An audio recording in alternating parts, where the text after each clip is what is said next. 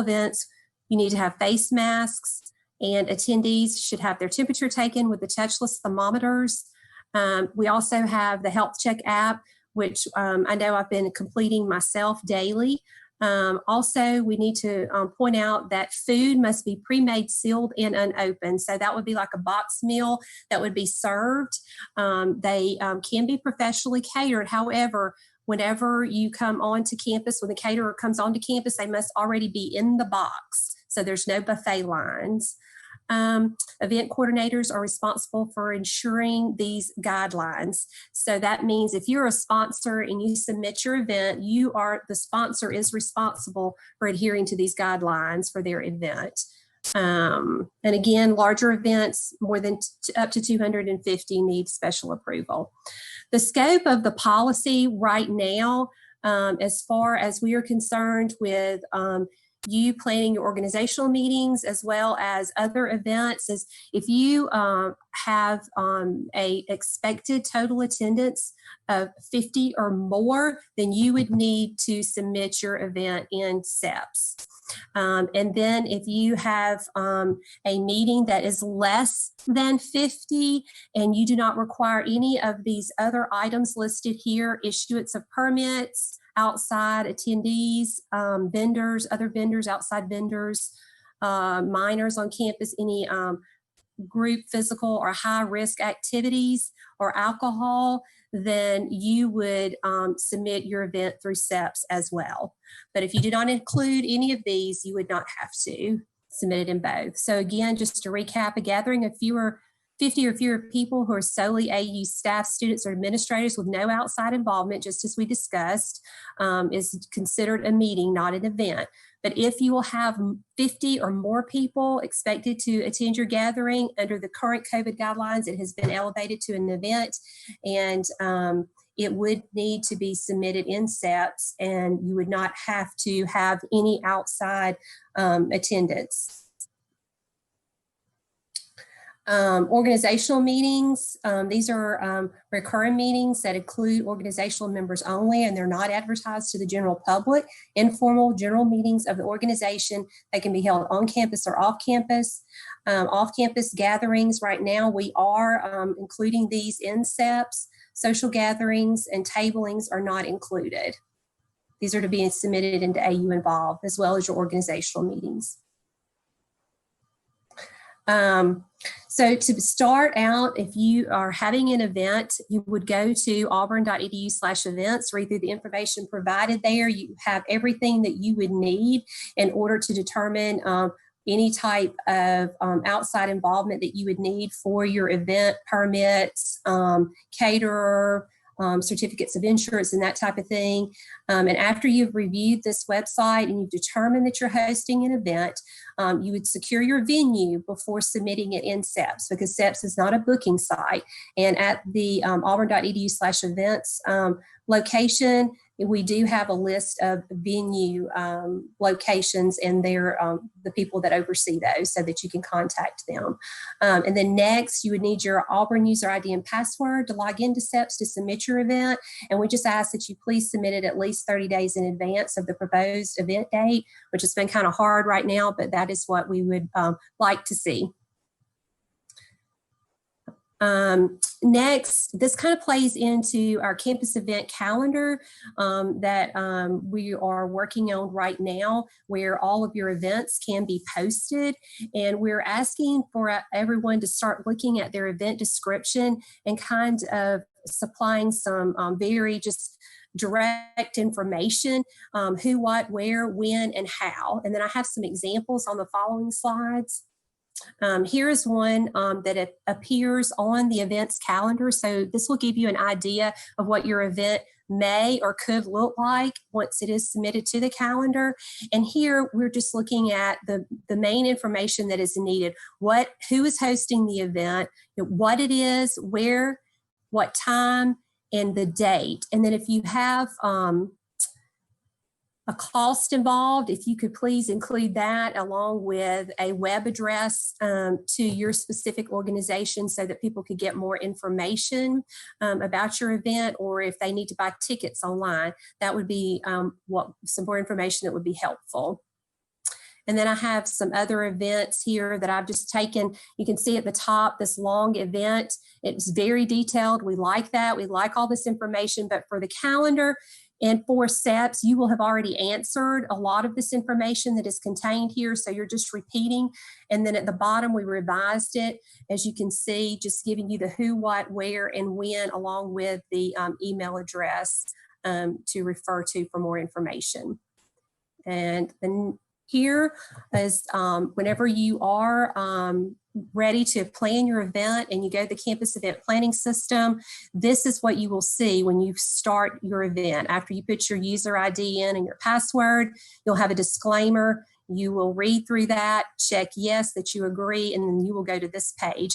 And as you can see here, the first thing you are asked or will be asked is about attendance. If you're going to have 50 and under at your event, then you would click 50 and under. If you have over 50, this is what you would see.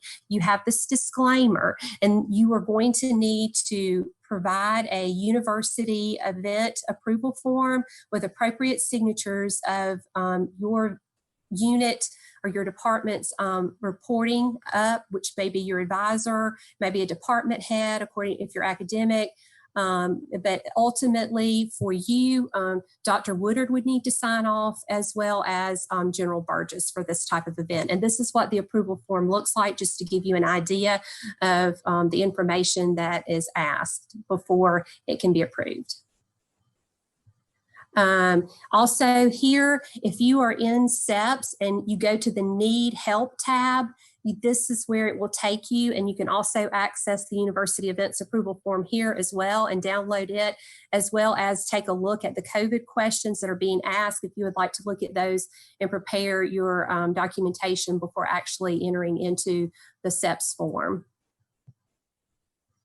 And here again are the COVID questions that are in SEPs that you will be asked to answer. The campus events calendar, right now we have completed a quality assurance test with OIT.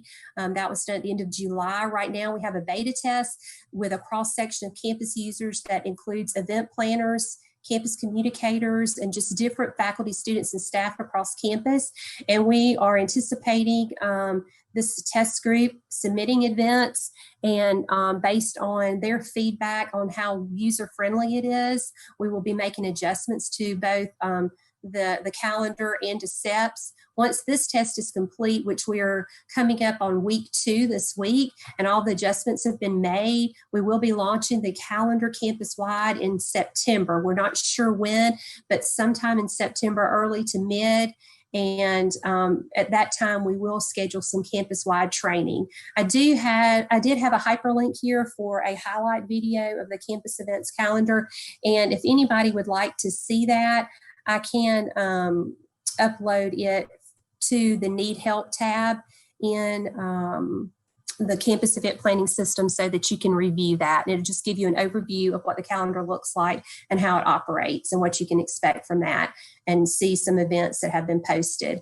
You can go to calendar.auburn.edu and you will be able to check out the calendar on your own as well. But like I said, right now it is in the test phase. Again, just please feel free to reach out if you have any questions about those gray areas, and we can help you answer those questions. Or if you don't get us, please just email. One way or the other, we will get back in touch with you. And thank you for your time.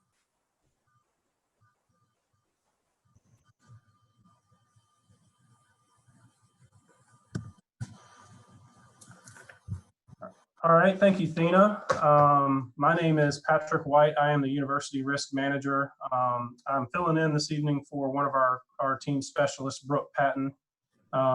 Brooke, along with 2 other specialists on our team, Evan Ferguson and Ashley Hamrick, are the main people that are in the system for the Risk Management Committee whenever events are submitted through the system. So we are just one of the committees that is involved in reviewing each campus event. So one thing that I'll say just from the beginning is that we're in there making comments. We're one of probably the most active committees when the event does go into the campus event planning system. But there are other committees that are also reviewing and may make some comments. So just remember, whenever we do make a comment, maybe sign off on something that we're just one of the committees that is reviewing your events for final approval. So with that, we will get started. The first set of my slides are really just general information, so I'll kind of go through those pretty quickly and kind of get to the details of what all you need to know with regard to when your requests go into the system and how they get approved. Just a general knowledge slide here about the risk management process and some things that we do over here in risk management and safety. As you can see from the graphic there, we view risk management as a cyclical process that is always ongoing. It always requires us to reassess. That's that last step you'll see there at the bottom. After we've identified and assessed different things, different behaviors, different activities, assessed different outcomes, and then made a plan and implemented those controls, we always have to monitor, control, and measure how our different plans of action are working and make changes as needed. So that leads us to our next slide, which is just when we're doing that and we're assessing risk and we're identifying things, there's just different categories that we like to put things into to help us grapple better with what it is that we're looking at. So there's 5 different classifications of risk there, starting with physical risk, reputational risk, emotional risk, financial risk, and facilities risk. So I won't bore you with the details there, but those are just different categories that we like to consider when we're looking through different events and different things as they come through the system. So on the next slide, that kind of leads us to what decision that is made regarding different activities across campus. And we're always working towards a yes as best we can. You can always decide to avoid the risk if you feel like it's not worth it. But those next 2 bullet points, transfer and mitigate, we have ways to control risk. So we're always working towards trying to make sure we can get these events happening in a safe manner across campus. And then the next slide is just some different areas of focus across campus that we are focused on here in RMS. Just during the normal course of operations across campus, and you'll see there at the bottom, one of the big things with COVID now is our larger scale events and how do we protect our populations with the pandemic that's currently ongoing. And then the next slide, I've got a couple of cases here just to kind of illustrate some protocols some examples that we look to in implementing some protocols and activities across campus. The first example is where a minor was injured on a bungee jump game. The parents of the minor sued the university and the student organization. There was no contract, so it's unclear who was responsible for that bungee jump game that was probably rented through a vendor. So it's just unclear who's going to be responsible for the bodily injury to that minor. And the second example there is a real life example from Texas A&M, where a student did sue for injuries that were sustained while performing in a play as part of a student group. They wound up stabbing another individual. So there just weren't good safety protocols put in place there. So just a couple real life examples. So now we kind of move into things that you need to be aware of as you're planning your events. The first topic here is negligence and liability. Auburn University does not maintain any type of medical or liability insurance for student organizations, and student orgs are liable for their own negligence and the negligence of their officers and members. It's the responsibility of each org to assess its own risk and determine what types of risk management practices it will implement to protect officers and members. But we're here to help. That's what we do as part of when the event comes through the system. We're reviewing to see what kind of protocols can be put in place to protect everyone involved. Ultimately, any claim that's presented against the student organization would be the responsibility of that student organization. All right, so the next slide, we talk about different contractual things that we can put in place to protect everyone involved. But student organizations should not represent that they are themselves Auburn University. Any type of agreement that you may enter into with a vendor should be in writing and signed by the proper people that have the authority to sign those agreements. Any contracts that you have with an outside vendor, if they're coming on AU's campus, they will need to provide a certificate of insurance and have a requirement in the contract that they provide insurance that names Auburn University as an additional insured on that third party's insurance policy. And again, remember the contract would be between the student organization and the vendor. So moving to the next slide. Let's see. Mine's kind of hung up. Oh, there it is. So same topic. We want to make sure that if we're having any high risk physical activity happening with events, that participants are signing waivers. That's a comment you'll see. We'll put in there from time to time, depending on what's happening. We have developed a COVID-19 specific, what's called an informed consent. It's an acknowledgement of risk. That's not something we're requiring for student-led activities. We're reserving that for if it is heavy involvement by outside parties on our campus, and we want those parties to sign the assumption of risk that they understand that AU is not responsible for contracting the virus while at those events. And anytime you have a waiver or informed consent, as detailed as you can be in the waiver, and we have a waiver here that we provide for student organizations to use, but you want to be as specific as possible about the date, the time, the activity that's happening, and the contact information, just so that the people signing the waiver understand what they're signing and what activities are taking place, and so we have good information to contact those individuals should something happen as a result of that event. So moving on to the next slide. I think I hit most of this on this slide. Basically, the different resources for reviewing what the COVID protocols are, what the event planning protocols are. Just recognizing that events on campus do need to have an AU sponsor for having that event. Making sure you have a proper reservation of the venue and contacting the appropriate people well in advance to make sure you have the space secured. Making sure that the event request goes in as soon as you can get it in there. There are some deadlines or guidelines in the event planning policy about how far in advance you need to be submitting those. But that's just so to give us enough time to review and make any comments that we need to before we reach a final approval. So going to the next. Again, just make sure that you reserve the space appropriately. I think I touched on where you can see the list of venues, especially in COVID right now.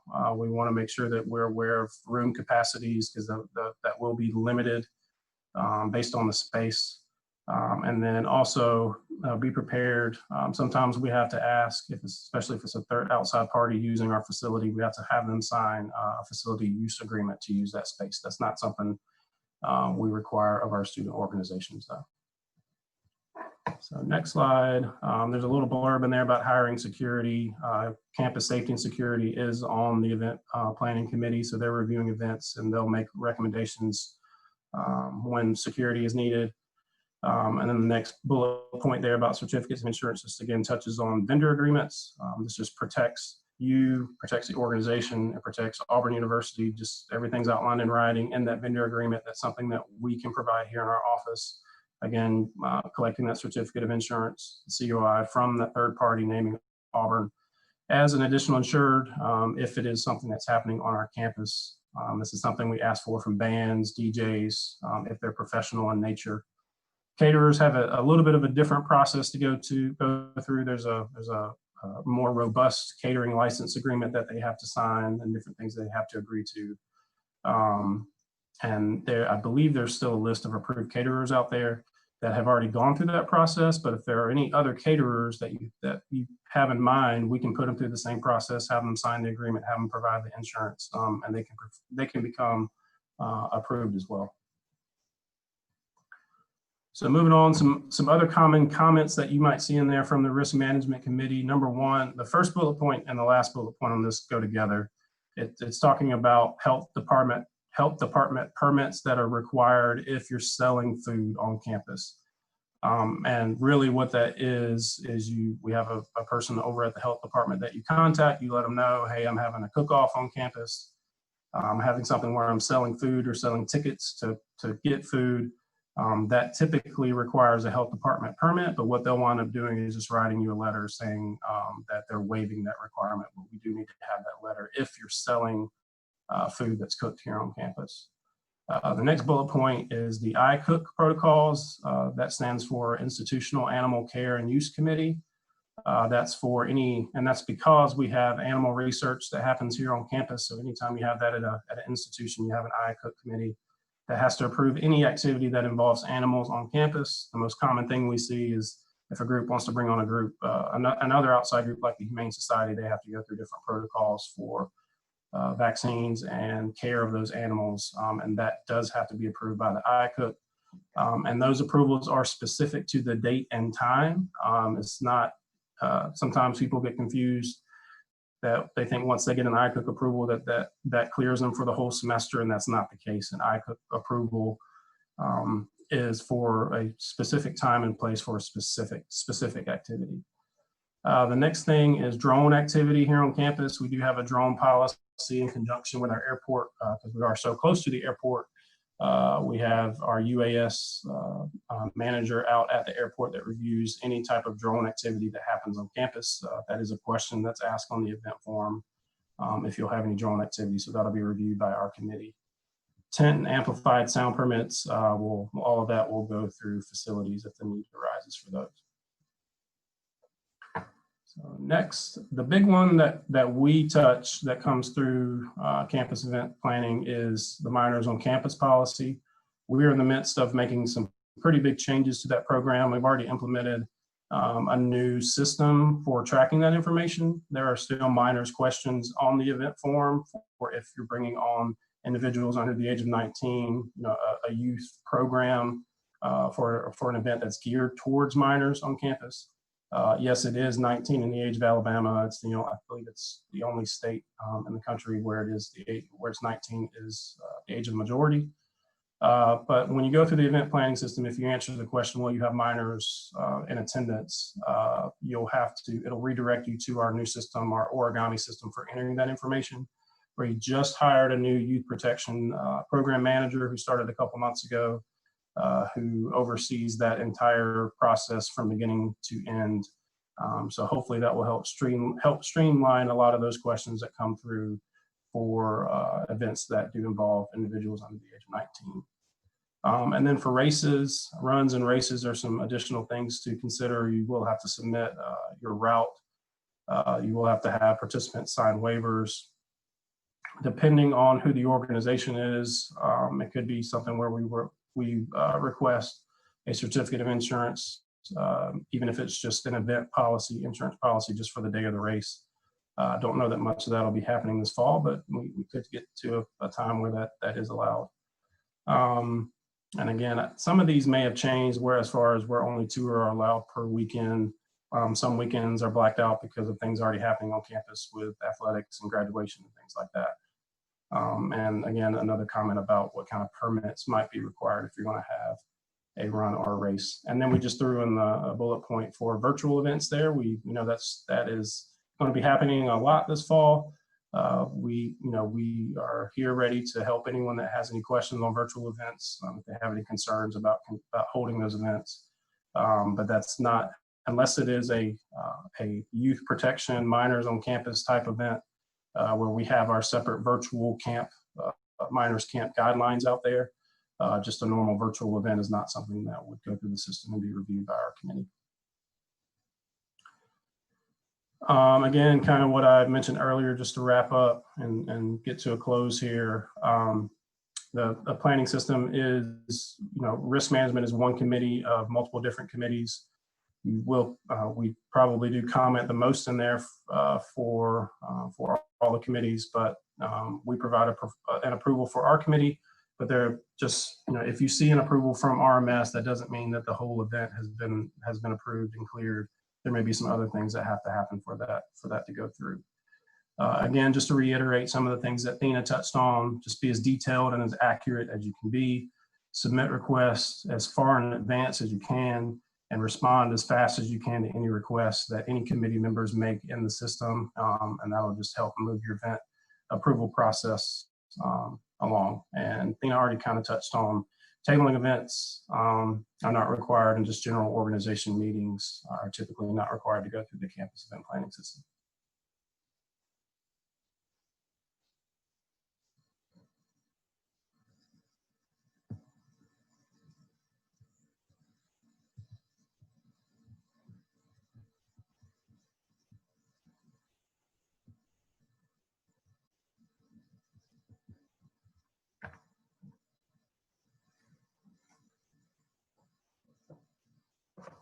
Thanks, Patrick. And now we have Jason from Trademark and Licensing.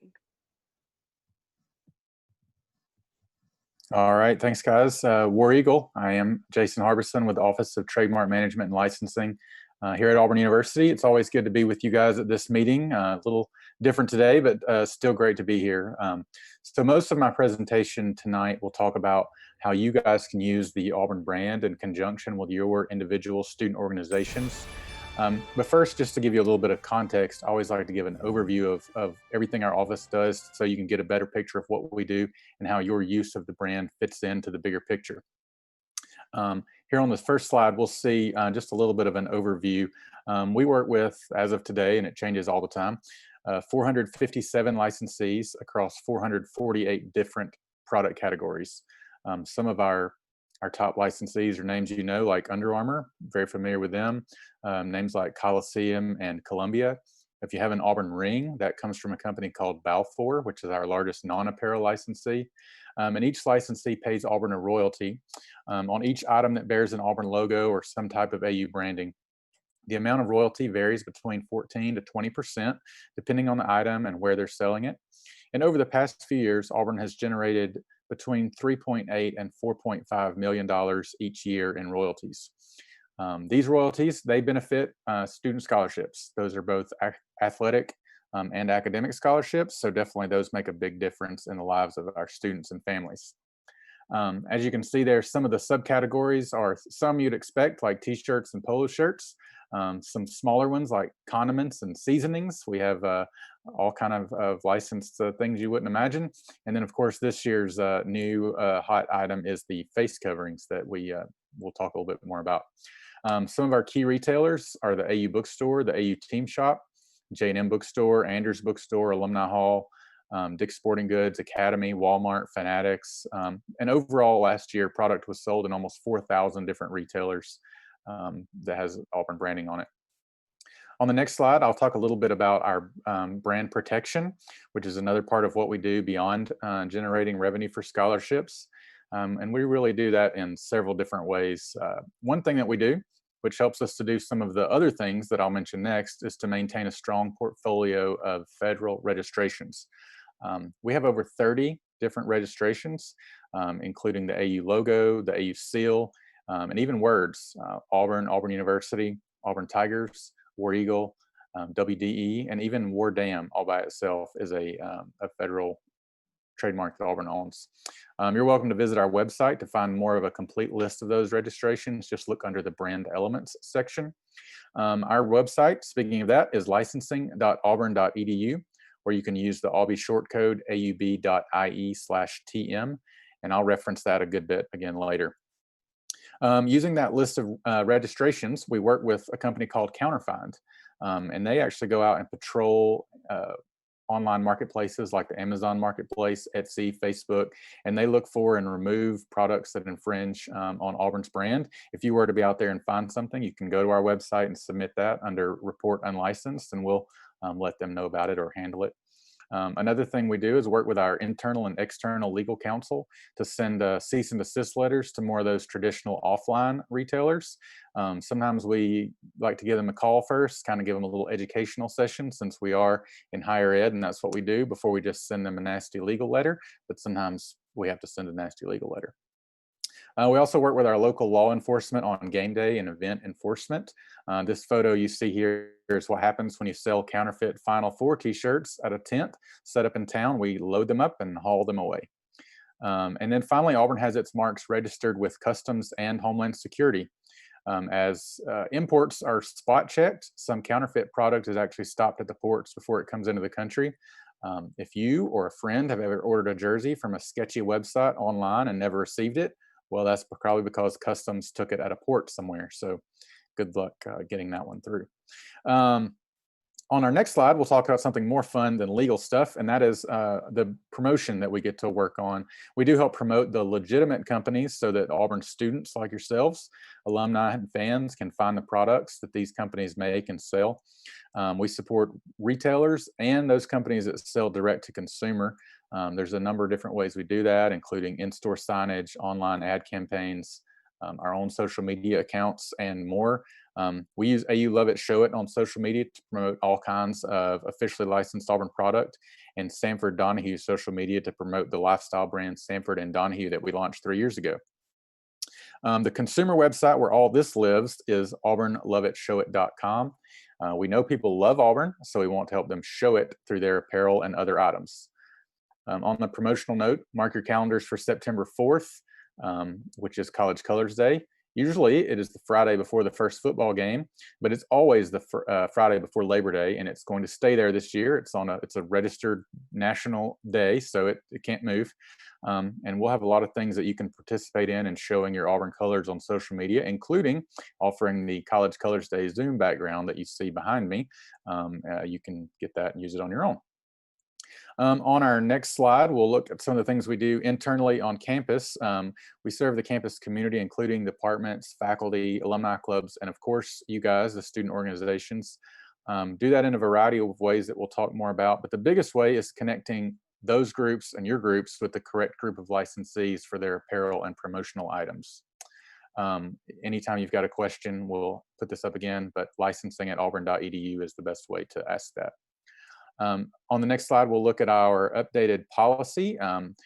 Talked about this a little bit earlier, but specific to student organizations, we wrapped up a process that took a little over 2 years this spring in redefining how organizations can use the Auburn brand. Our office worked with Student Affairs, SGA Leadership, the General Counsel's Office, the President's Office, and others on this. It took a long time, but we finally got to a good place.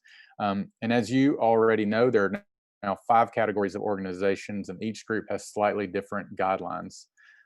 Overall, some of the guiding principles in putting that policy together were to allow student organizations to show their connection to Auburn through the limited use of the Auburn University name and trademarks. And only these organizations like you guys that are recognized by the university under the student organization policy can use the Auburn University name and trademarks, so that's a benefit to you guys. This helps to ensure consistent use of the Auburn brand. You saw all the many places that Auburn is out in the marketplace, so it's great that we can keep it consistent with our student organizations. And student organizations cannot use Auburn University's name or trademarks in a manner that suggests that the organization is Auburn or is acting on behalf of Auburn. So those are just some of the guiding principles. On the next slide, we'll go into a little bit more specifics here. The majority of the organizations that are here with us tonight are considered registered student organizations or RSOs. So I'll just give a brief overview of those guidelines since that hits most people. All 5 types of the organizations can find their specific guidelines at our website. Again, that's licensing.auburn.edu. So I made up the bowling club because I don't think we have one of those, as an example of some do's and don'ts for organization logos, and you can see that here. So as you can see, the first design here would be fine as a club logo or organization logo. The second design would not be approved, and the reason is because the word Auburn is larger than the name of the organization. The third would not be approved because the name of this organization is Bowling Club, and this one just says Bowling at Auburn, which sounds like fun, but it's not the name of the organization, so it has to be representative of the actual organization name. The fourth one, as you can see, would be fine. And then the fifth design would not be approved because it incorporates another Auburn logo into the organization's logo. I'm sure you guys will come up with all kind of examples beyond these, which will and will not be approved, but this is just a starting place for you to begin to think about that. Beyond organization logos, there are also guidelines for what you can use in designs and how you can use Auburn marks and branding in a creative design beyond just the specific logo. Any Auburn product must be produced by one of those 457 licensees I mentioned earlier, but don't worry, we're going to narrow that down and give you a much easier to navigate list for your actual project. So one of the biggest things that we cannot approve in your designs is the use of other brands' intellectual property.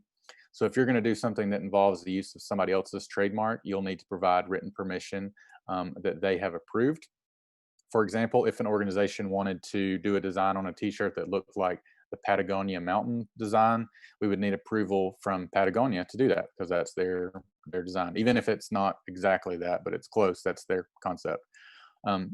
So we would need, written permission from them. But we have turned that design away many times and no one has ever come back with written permission. So I would probably just skip that one. And as I mentioned earlier, we're in the business of sending cease and desist letters and not receiving them. So we really try not to infringe on the brands of others.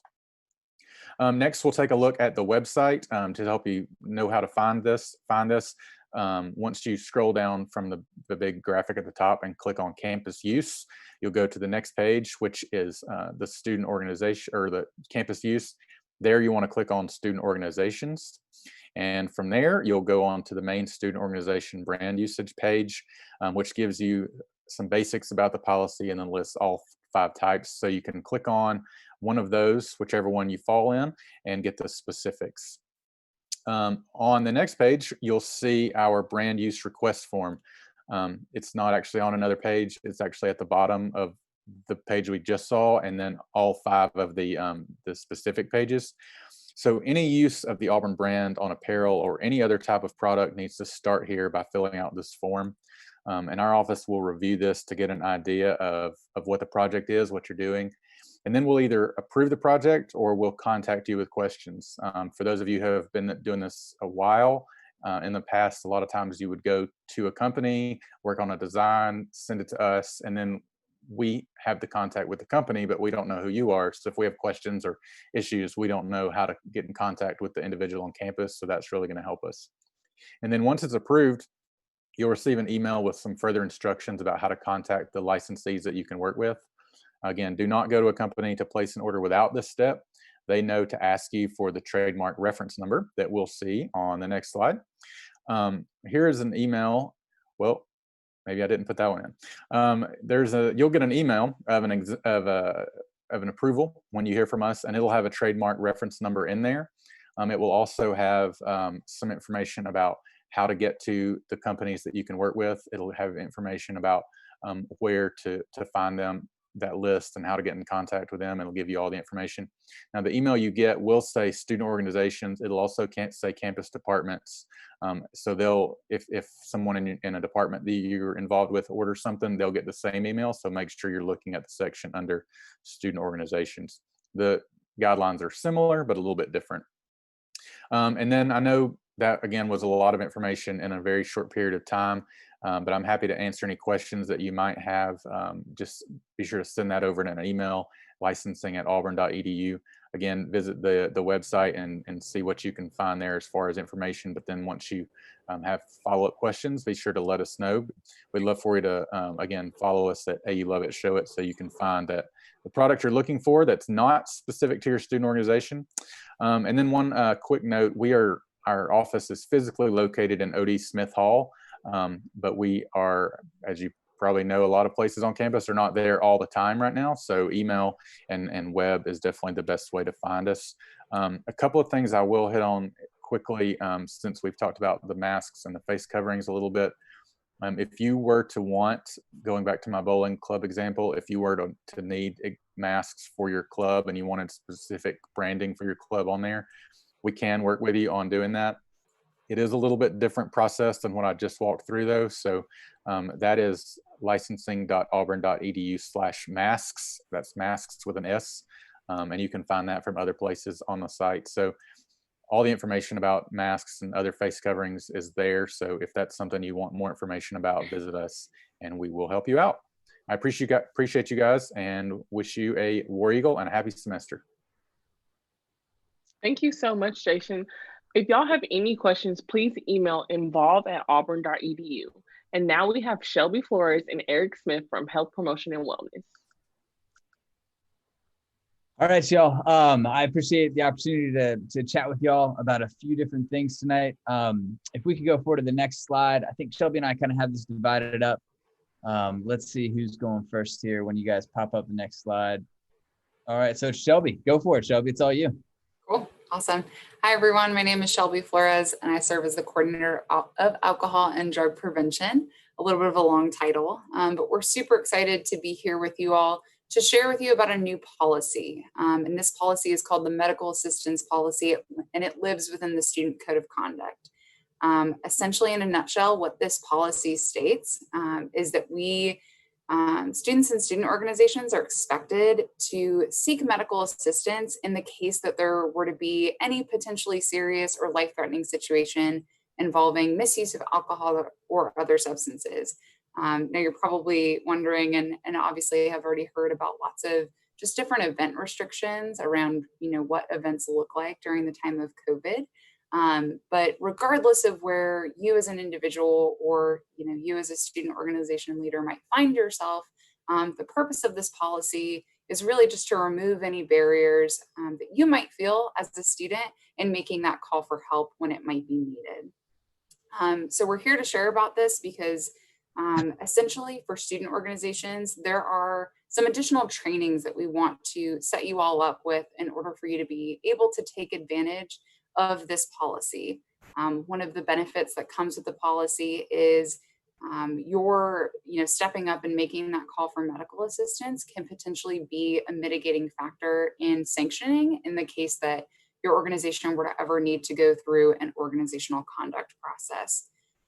And so in terms of what the trainings look like, we will be training student organization executive officers through Zoom on the policy, just kind of what it is, what it means, and how it applies for student organizations.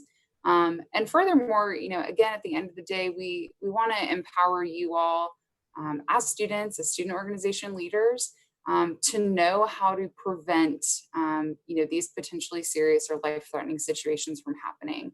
And so we also want to provide a training to your student organization members around, strategies that you can use to reduce the harm associated with any alcohol or substance use.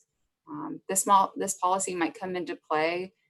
Maybe you are having a student organization event that where legal consumption of alcohol is permitted.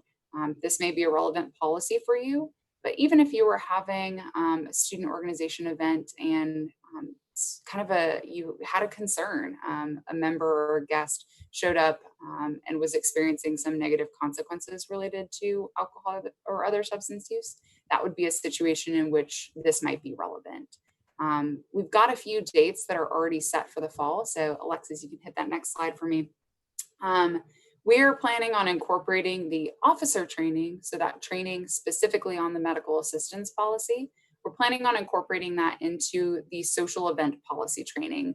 And those dates are outlined below. One small correction, I believe that it's going to be September 10th and 24th. So just have those on your radar, and they're on ours. And so we'll plan to see you all there if you're interested in attending. And our staff is happy to answer any questions related to the policy or these trainings as well. All right, cool. Well, I'll jump in now. So once again, my name is Eric Smith. I'm the Director of Health Promotion and Wellness Services, and I'm here today to talk to you guys about COVID and the university's response to it. Please don't glaze over. Please don't blank out. Like, this is super important, and I cannot stress that enough, all right? I want to be here for the whole fall. I know you guys want to engage and run your orgs, and everyone wants to have a good time. I'm going to run over some really important stuff that I think is going to be crucial for our overall success when we talk about COVID. So let's hit the next slide, please. Okay, so this starts with commitment, and this is like individual, right? Individual commitment for all of us to follow. First off, it's face coverings and masks. I know Corey alluded to it earlier, but masks are required inside and outside. Outside's effective completely tomorrow. So that's a change from the past 2 days, but you got to have your mask on inside and outside. And what I need y'all's help in is like encouraging the members of your organization to abide by these commitments. The next one's hand washing, keeping that physical distance, avoiding crowds, and then the daily health check survey. I think it's in the guidelines, and I apologize, Corey or John Michael or Alexis if I'm messing this up, but for a lot of the org events, you guys are going to be asked to show, show your green screen, so to speak, and we need you to do that. I don't need people like snap or taking screenshots of it and sharing it with people so you don't have to take it. Like, this is a legit serious thing, and we need to treat it as such. I hope this is like the best fall we can possibly have, but it's going to take the individual commitments of all of you as student leaders, kind of role modeling and helping out and helping us enforce some of this stuff and keeping it rolling to be successful. So please do that for us. Next slide, please. All right, a healthier you, right? Like, I'm sure you've seen the signage. It's popping up all over campus. And this is something that the whole university is buying into, and we're all going to be here to support it. There's two simple principles that we need to talk about when we are talking about the success of a healthier you. The first is we can actually prevent the spread of COVID. I really believe it. I know we can. It's just going to be hard, and it's just going to take all of us doing our thing. And that starts with those commitments I just mentioned a minute ago. And the last one is everybody does their part, right? Like, I'm the director of health promotion and wellness. So my part right now is to be here with you all chatting tonight. And earlier today, it was to be out on the green space, handing out masks. And your part is to like adhere to those commitments and remind your classmates and the people in your orgs what it's all about, and why we're doing this. And I know each and every one of you like want to have the meetings and events that you all are planning right now. Adhering to this kind of stuff is going to get us there for sure. Next slide, please. I'm not going to like go over this too much. The new policy will be out in the morning for you guys to read and everything, but it's pretty simple. Like, we need you to wear the mask, the face covering, if you will. It's got to be up above your nose too. Like, it can't be hanging down here. Generally speaking, the only exceptions are if you have a medical excuse, if you're exercising, if you're in the campus rec, or if you're in the building like the student center and you're eating, that is what it is. But when you're done eating, put it back on, right? Like, pull it back up. Even if you're just sipping coffee, like, keep that mask on. It's going to be helpful for sure. Next slide, please. Hand washing, right? This is back to elementary school stuff. I'm going to go quick over it because you guys have this one figured out, but wash your hands, okay? 20 seconds. You'll see a lot of signs up in the restrooms around campus for like little 20-second stories you can read. Feel free to read those, engage with them, and then just make sure you're getting that done. Next slide, please. Physical distance. Like, we are social creatures, and I have been out on campus a lot over the past 2 days, and I see lots of groups of 4 kind of walking real close and hanging out, or 2 people walking real close and hanging out. And that may be fine if that's your quarantine, and we'll get into that in just a little bit. But if you're just on the concourse, try to keep some space. I've been really pleased over the past couple of days that campus has not seemed as busy as it has in years gone by. And I think that's a testament to us, one, taking some online classes and spreading out a little bit more, which is great, which is cool. We're going to need to see a little bit more of that. But as you can, please keep 6 feet between yourself and others, especially as you're planning events. This is something you guys are going to need to be thinking of. And then hosting those virtual meetings, just like we are tonight. So thank you to student involvement for bringing us together virtually. It is by far the safest thing we can do right now. Next slide. Avoiding crowds. Like, I am talking about downtown right now, just for the record. Like, please be mindful when you go out downtown. Maybe think it through. Maybe downtown's not the place for you right now. I get it. That's cool. No big deal. But wherever you can, try to avoid crowds as best you can. Some of this stuff is really simple and like almost seems like child's play, but we need you guys to help us out. We need you to engage with that. Maybe one way you can do it is eliminating handouts or giveaways on the concourse. I know right now our office is in student involvement. We're both passing out like the wellness kits. Frankly, y'all, that's probably the only thing you're going to see our office pass out this whole semester. The Be Well Hut's not going to be rolling with buttons, and we're not going to be doing a lot of fun giveaways and things like that because we're trying to keep people safe and we're trying to do the right thing here for sure. Be aware of like the common spaces that are around, and if it's too crowded in one of the parts of the student center, like, don't go there. I get it, right? I want to talk a little bit about quarantine, and Shelby, feel free to jump on and like let me know if I miss anything here. But we need you guys, and we want you guys to identify like a group of friends, a group of people who you're going to hang out with and you're going to be a part of throughout your time here at Auburn. And like, that's your squad, right? Like, that's the group of people we want you to hang out with, and like hang out with them as much as you want. But identify them, set some boundaries, stick with those people, and kind of just they're your people, right? Like, you're going to be with them throughout this whole thing. Shelby, anything you want to add? Yeah, absolutely. These groups may already be preset for you. So if you've got roommates, housemates, suite mates, all of those can kind of be your automatic quarantines if you think about it. And as Eric mentioned, may feel super uncomfortable or include conversations that maybe you've never had with friends. But it's almost like setting boundaries in a relationship around what feels okay to do. Are we okay if members of our group go downtown, or is that a violation of one of our expectations as a group? And we encourage you all to talk about those and what that looks like in terms of y'all's comfort levels with your quarantines. Cool. Right on. Next slide, please. Okay, so here it is, that health tracker. I kind of mentioned it earlier, like you got to do it every day. There's a couple different options that are out there right now through the GuideSafe platform, and I'm not going to go into them in great detail, but if you go to A Healthier You, the website, you go over to students, you can scroll down and you can see all the various components of that. One is the daily health screener. One is obviously the testing that you all have already participated in. And then the last part is the contact tracing thing. The screener is kind of a requirement, right? It's a mandatory thing that we're all asking everyone to do every single day you're here on campus and you come to campus. The contact tracer, my understanding is that is a kind of an opt-in thing. And I would certainly encourage you, if you feel comfortable, to do that. It's only going to help keep you safer and the community a little bit safer as well. So these are just some kind of simple things you can do and encourage the members of your various organizations to do. If on that screener it pops pops red for you, or you have some questions or concerns, I'm going to encourage you to contact your primary care physician. For many of you, that's Dr. Fred Cam and the good folks over at the medical clinic. Don't hesitate to call them, okay? Like, this isn't a school semester where I need people to be like kind of toughing out the sniffles or toughing out a cold. Like, if you're feeling poor, that's okay. Like, chances are someone you know might have allergies and they might feel bad. And maybe they're like, should I go to this meeting? The answer is no. You should call the clinic and you should check it out and make sure you're good to go before you actually do it. So please contact the clinic whenever you feel something coming on. I'll let you all in on this secret. We've kind of hired additional people over there for the fall to help answer your questions and make sure that everything you need is getting addressed. So like, don't hesitate.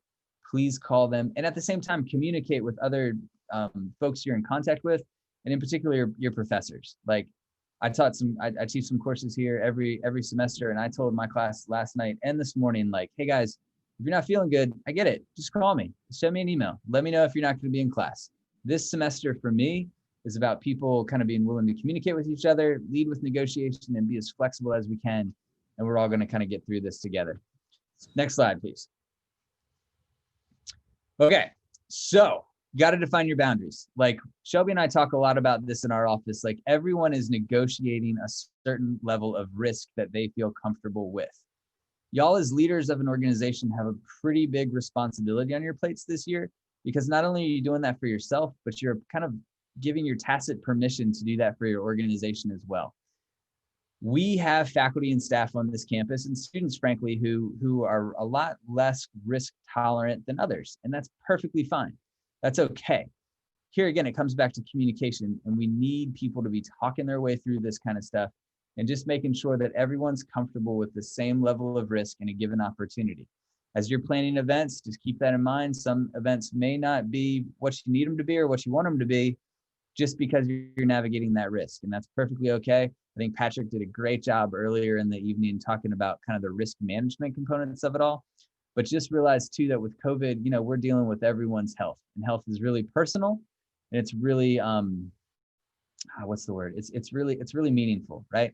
And we need to be respectful of that, and we just need to be willing to talk with people and ask the question like, hey, is what we're doing okay? And just being willing to kind of go from there. Okay. All right, next slide. Okay, so this is where we get into being an active bystander. And I'm going to go quick through this because hopefully y'all as leaders on our campus already have been exposed to a program we have called the Green Dot. And the Green Dot is our bystander intervention program for like sexual assault, domestic violence, harassment, stalking, things of that nature, okay?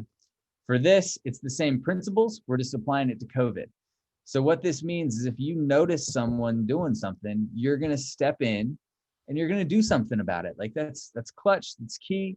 And you've got ample opportunities during your time on campus to like step in and do some things. And the easiest one, frankly, is the mask thing, right? like, I get it. They're kind of hot. They're kind of awkward to wear. It's kind of hard to hear. It's kind of hard to talk. But if you all see someone not wearing a mask on campus, like, either come and get someone who can say something and is willing to say something, or be bold and kind of step up and do that. Okay. All the things we're about to talk about are just related to what we call the 3Ds. And if you could go forward for me, the 3Ds of bystander intervention. Okay. And that's direct, which we kind of just alluded to, directly intervening and saying something to someone when you see someone, maybe pushing the boundaries a little bit. Okay. So obviously that's mask wearing. Maybe that's someone getting too close to your space. Yesterday, I actually saw in the Chick-fil-A line upstairs, like, two people, they kind of bumped into each other. They realized they were a little too close. They both apologized, backed up, like, they directly looked out for each other. And that's great. Delegate, find somebody who's in a better position or better equipped to actually intervene. And maybe that's someone in our office. You know, we're down here in Suite 1206 on the first floor. If y'all ever need something, come in and ask Miss Danavian. She'll get me, she'll get Shelby, she'll get one of the good folks in here to come and help. We're happy to. And I think the folks up in student involvement would be in the same boat as well. But delegate all you want. The important thing here is we're going to do something to intervene, and we're going to do something to actually kind of do something about that. And the last one is defend. Please be willing to encourage, like, good behavior, right? Like, if you see a friend of yours who's stepping up and asking someone to wear a mask, or, like, giving somebody space, like, tell them that was cool. Tell them that was a good thing to do. All these little things are really simple, but they can go a long way to creating a healthier Auburn University. They can go a long way to setting our norms, and they can go a long way to just kind of pushing us along through the fall in the healthiest manner possible. And at the end of the day, that is something we're really hoping for, right? Like, nobody wants to have a sick campus. Nobody wants to see their roommates get ill. And you have an active role in these commitments we talked about earlier, kind of playing a role in that game. I think that kind of wraps it up for us, for Shelby and I. Shelby, any closing remarks on COVID? All right, cool. We're good. You guys can go ahead and hit the next slide. These are just some resources for y'all. Just so y'all know, everything in our office is running just as it normally did. Some of it's just online. Same with student counseling and psychological services.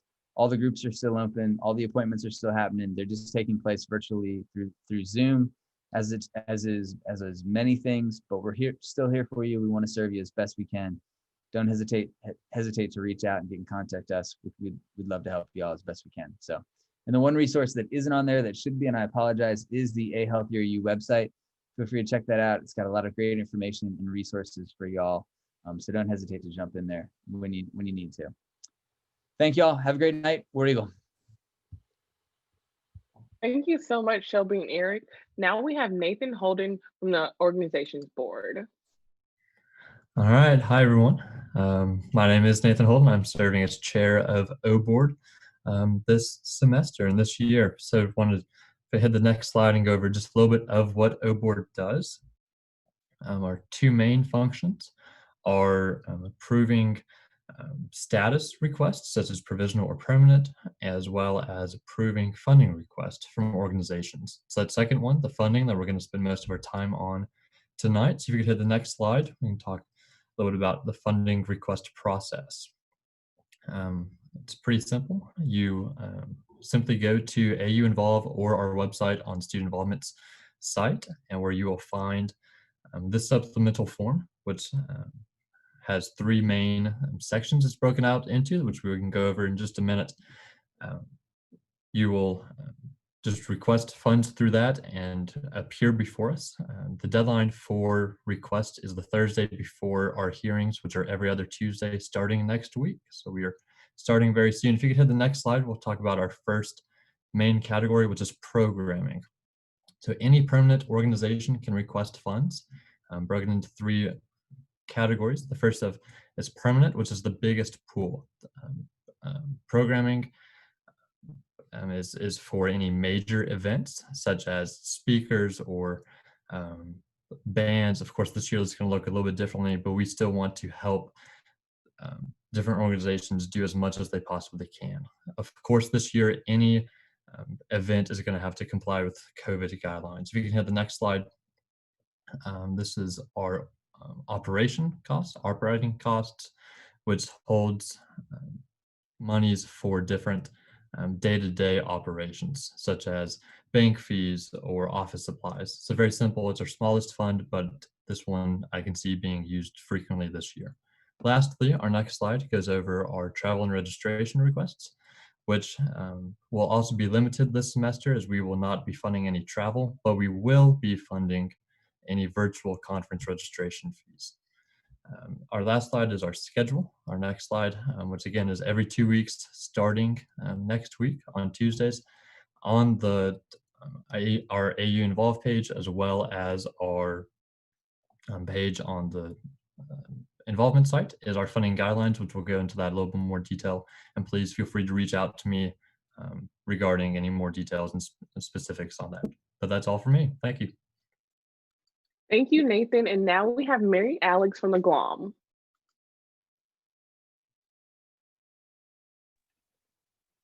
Hey y'all, my name is Mary Alex Frischman and I am the editor-in-chief of this year's Glomerata.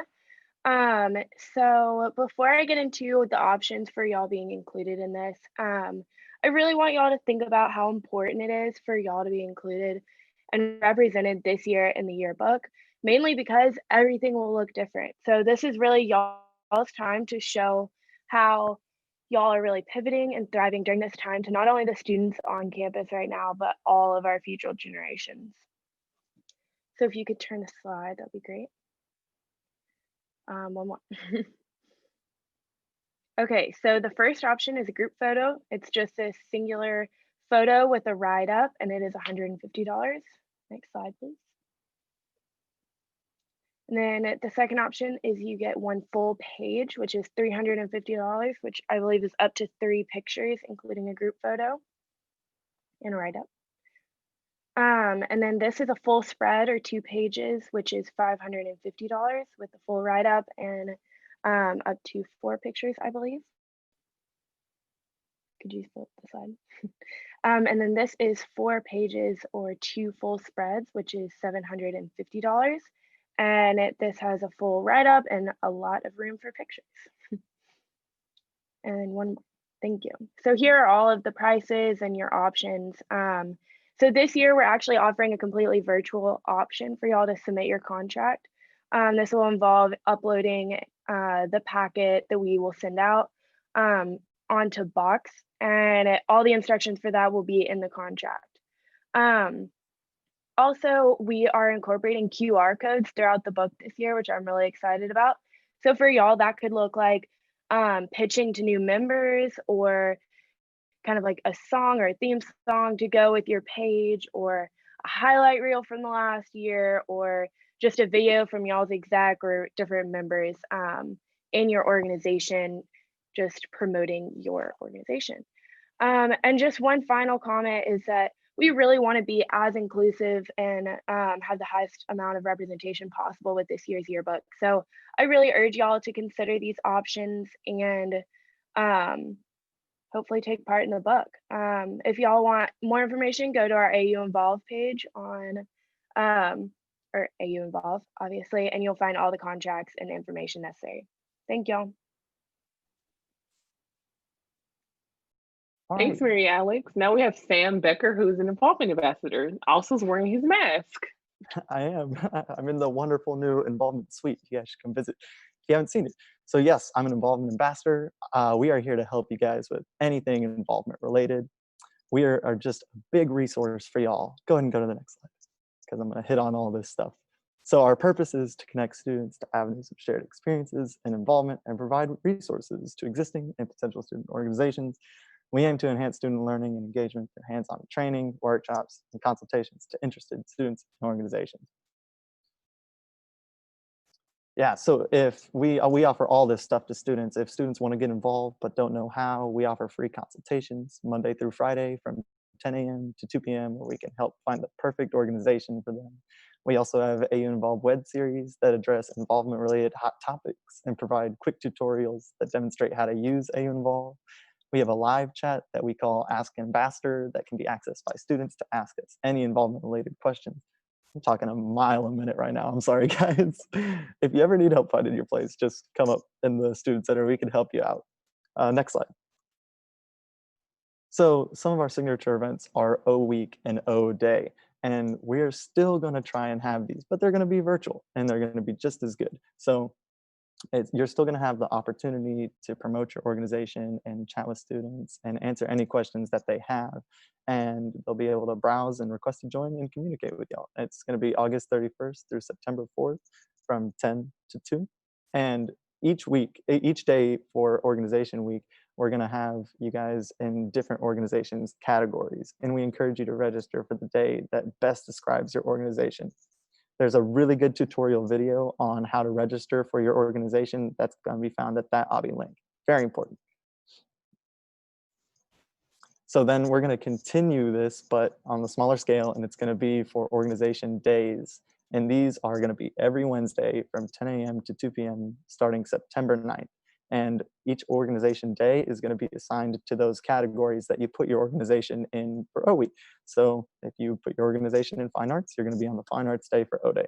Again, you can go to that Obby link that we showed how to register, and it'll have a tutorial video, make it super, super easy for you guys. And contact Lizzie if you have, Lizzie Willie, if you have any questions. She's been working very hard on this. All right, and of course, follow us on AU Involve. We give you guys updates all the time on what's happening in student involvement.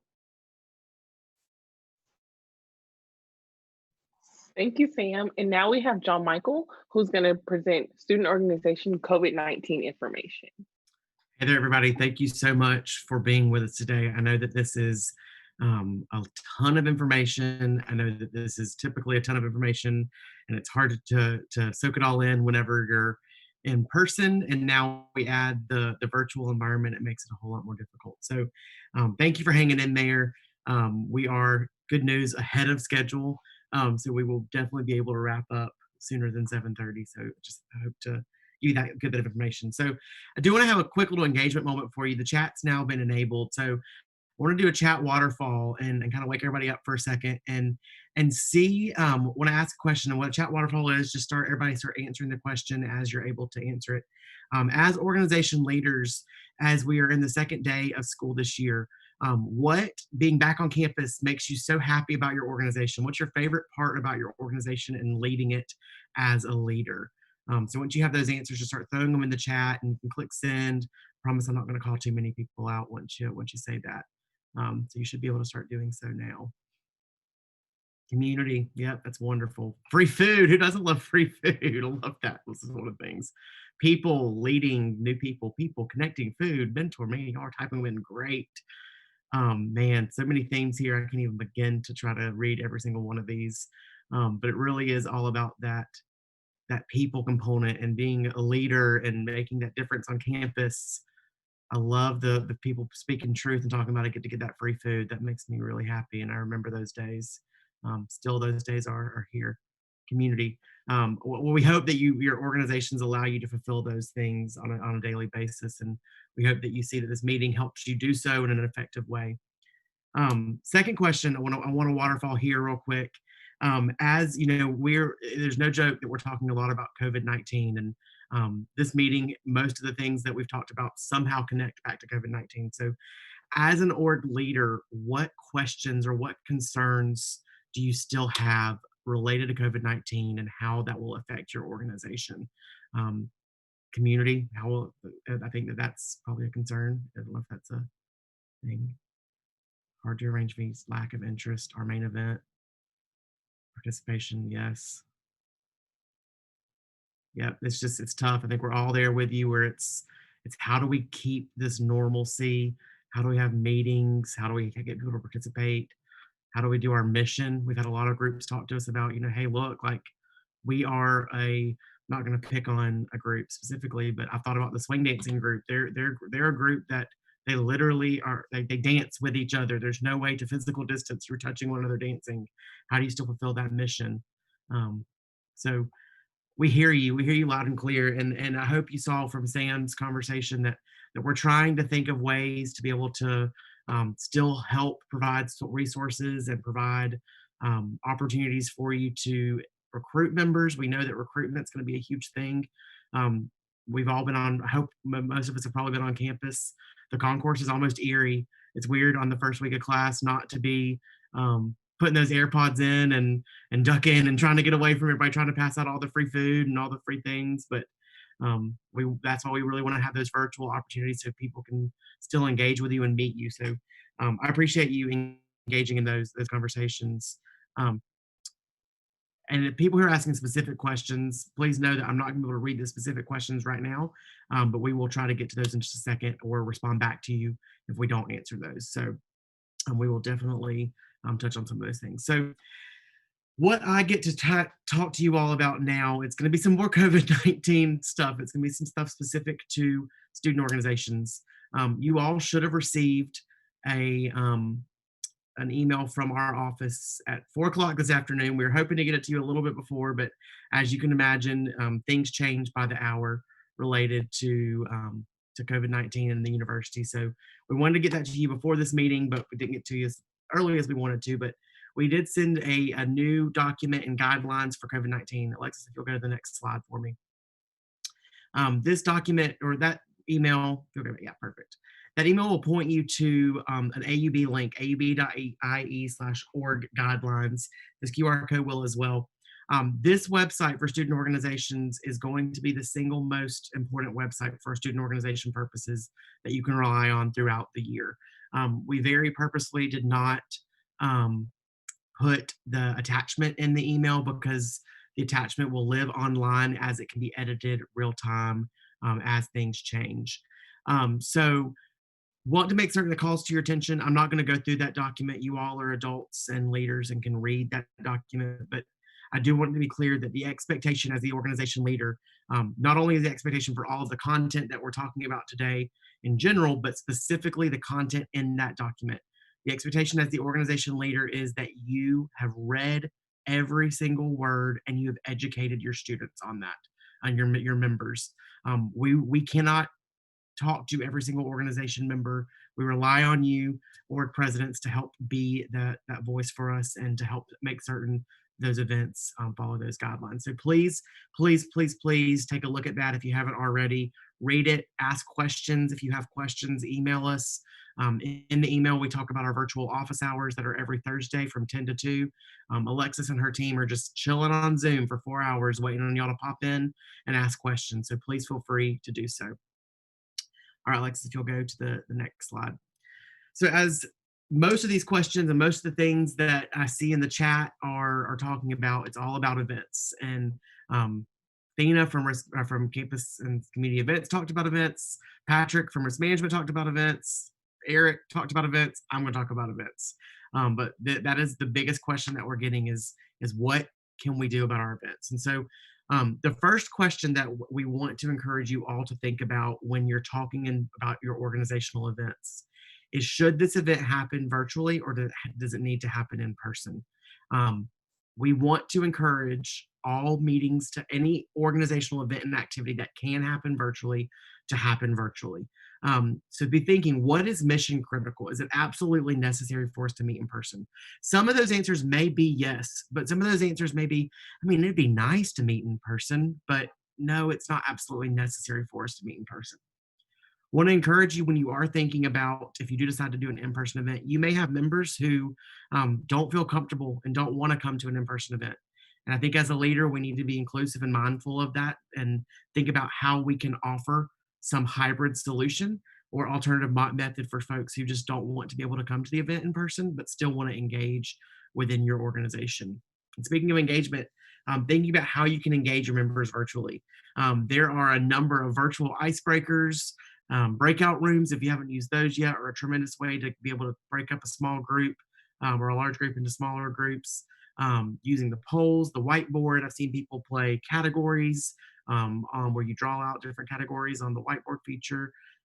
Please be creative and think about those.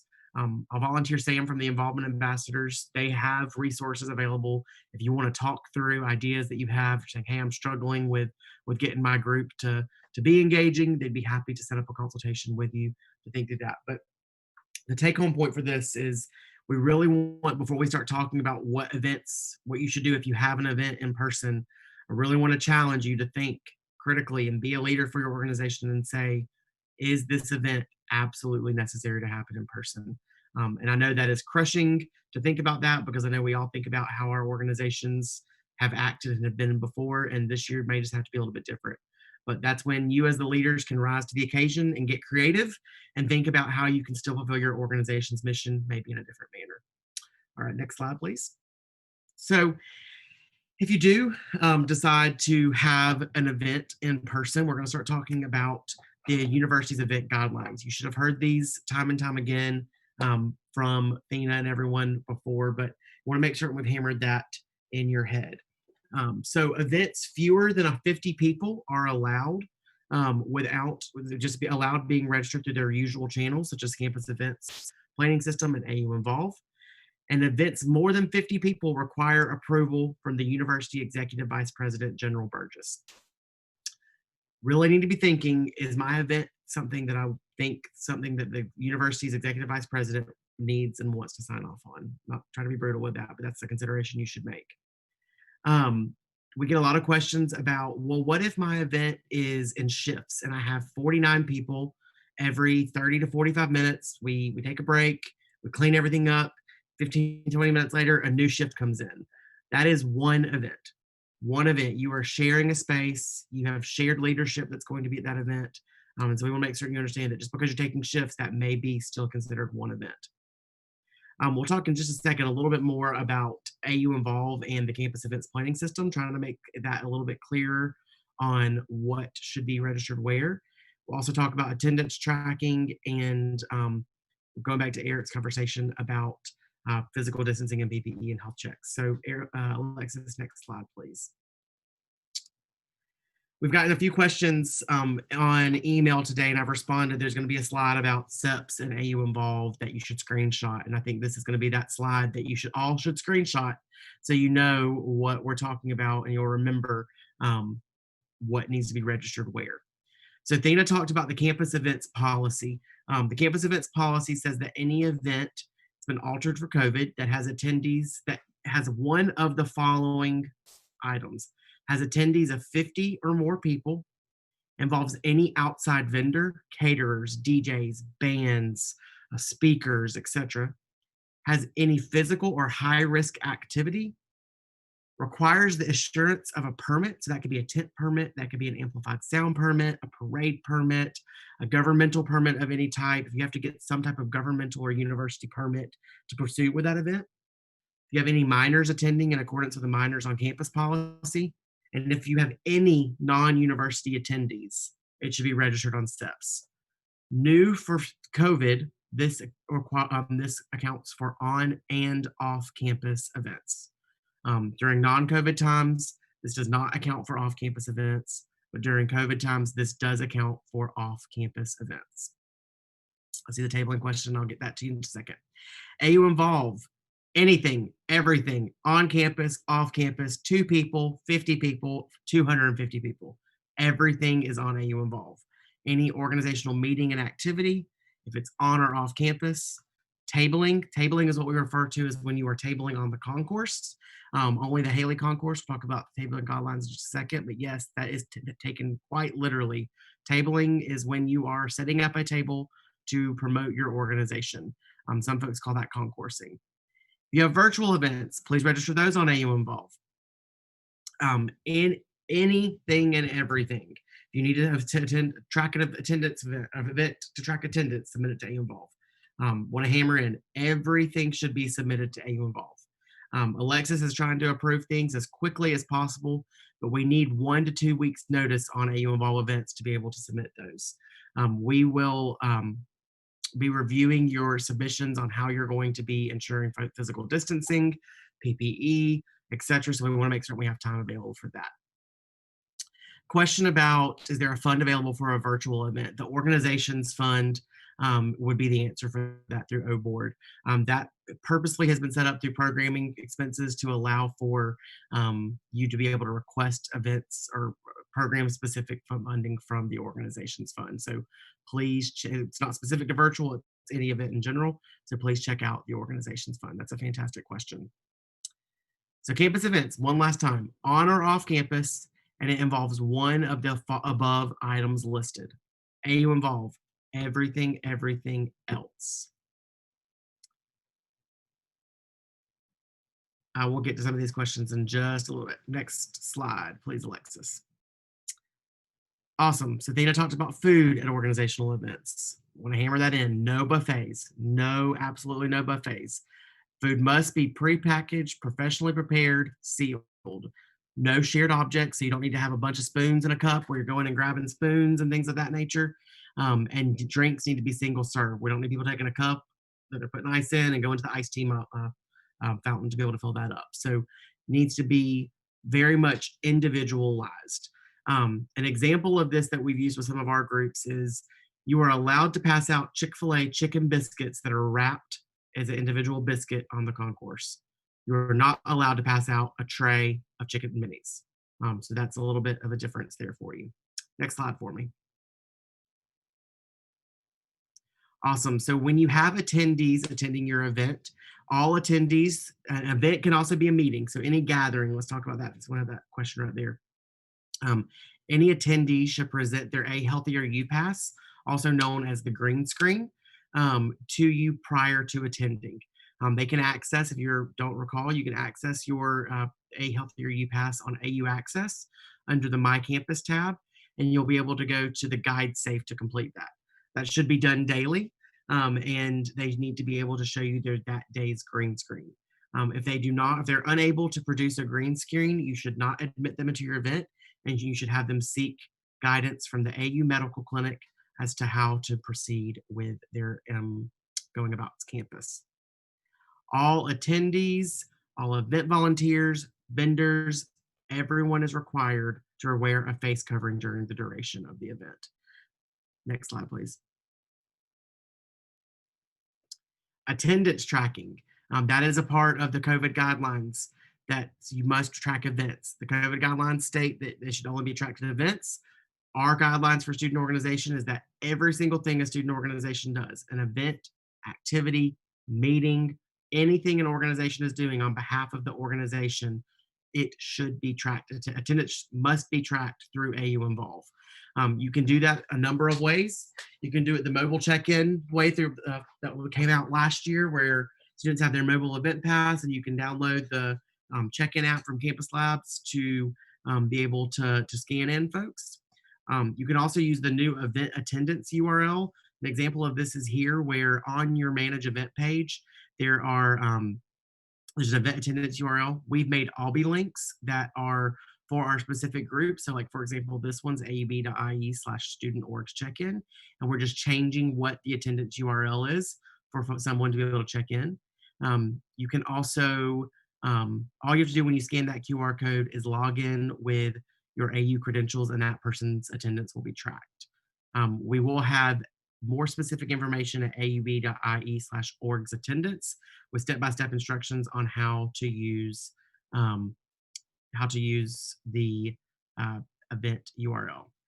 I'm going to pause. I see some questions coming over here. I purposefully did not have chat open because I knew our other presenters were getting a ton.